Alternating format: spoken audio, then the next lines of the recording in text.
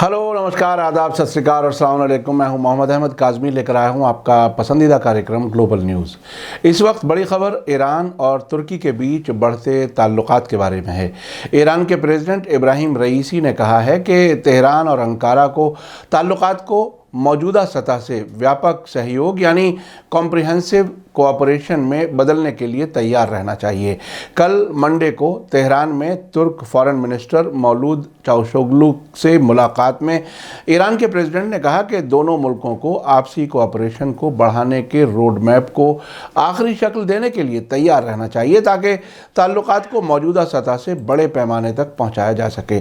तुर्की के अमरीका से ताल्लुकात में तनाव के दौरान चावशोगलू ईरान का दौरा कर रहे हैं। उनके बाद तुर्की के प्रेसिडेंट रजब तैयब अर्दगान भी ईरान का दौरा करने वाले हैं, जिसकी तारीख का अभी ऐलान नहीं किया गया है। प्रेस टीवी के मुताबिक इब्राहिम रईसी ने इस मौके पर कहा कि वेस्ट एशिया इलाके में गैर मुल्की मौजूदगी सिर्फ इलाकाई मुल्कों के बीच इनसिक्योरिटी और तनाव को बढ़ाती है। उन्होंने ईरान के इस नज़रिए पर जोर दिया कि इलाकाई मुल्क अपनी मुश्किलात को अपने दम पर हल करने की सलाहियत रखते हैं। अब से पहले ईरान बार बार कहता रहा है कि अमेरिका की मिडिल ईस्ट में मौजूदगी से तनाव जारी रहता है और हथियारों की दौड़ बढ़ती रहती है।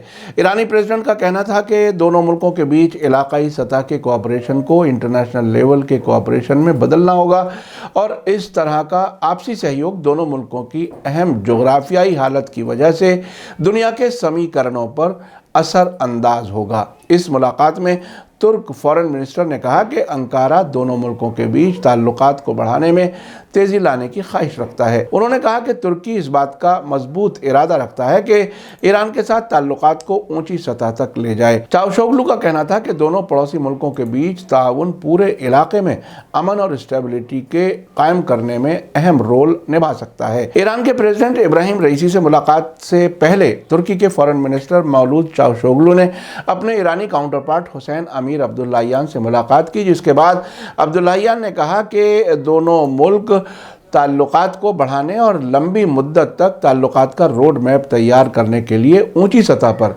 डिप्लोमेटिक बातचीत जारी रखेंगे। मंडे को तेहरान में मौजूद चावशोगलू के साथ जॉइंट प्रेस कॉन्फ्रेंस के मौके पर बोलते हुए अब्दुल्लाहियान ने कहा कि हमें उम्मीद है कि तुर्क प्रेसिडेंट रजब तैयब अर्दगान के तेहरान दौरे के मौके पर इस रोड मैप को आखिरी शक्ल दी जाएगी। आपको बता दूं कि 3 महीने पहले इब्राहिम रईसी के हुकूमत संभालने के बाद से तुर्की के हाई लेवल डेलीगेशन का ईरान का ये पहला दौरा है। अब्दुल्लाहियान का कहना था कि उन्होंने अपने तुर्क काउंटर पार्ट के साथ मुलाकात में दो तरफा ताल्लुकात, इलाकाई मामलात और ख़ास तौर पर अफ़गानिस्तान के मामले पर बातचीत की है। उन्होंने कहा कि दोनों मुल्क तिजारत, एनर्जी, मौसम और कौंसलर ताल्लुकात को आगे बढ़ाने के रास्ते में रुकावटों को दूर करने के लिए मिलकर काम करने पर तैयार हो गए हैं। चावशोगलू ने संडे को ईरान के होर्मुज़गान सूबे में आए भूकंप यानी जलजले पर अपनी हमदर्दी जताते हुए कहा कि हर मुश्किल घड़ी में तुर्की हमेशा ईरान के साथ खड़ा है। आपको याद दिला दूं कि पिछले कुछ महीने से तुर्की और अमेरिका के बीच ताल्लुकात तनाव भरे हैं।